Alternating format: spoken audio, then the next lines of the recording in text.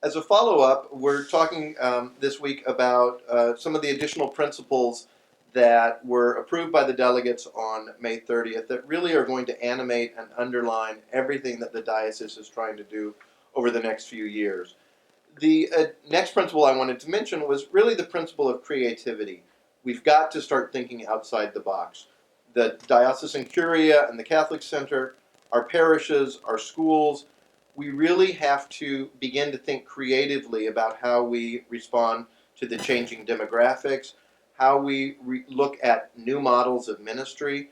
And I think this is going to be a really important one, and that's going to be difficult for us at times because it's going to push us outside our comfort zone.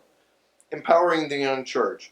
Bishop Frank has spoken so frequently about really recognizing the youth and young adults within our parishes and empowering them, and also especially recognizing that they are not just the church of the future, but they're in our midst now. And again, as an underlying principle, we must do all we can to integrate the young church into everything that we're doing going forward.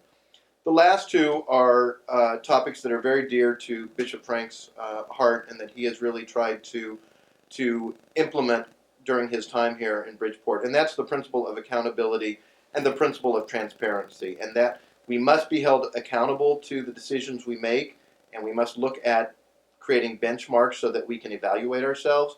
And then the transparency of being clear about our decision making, about why decisions are being made.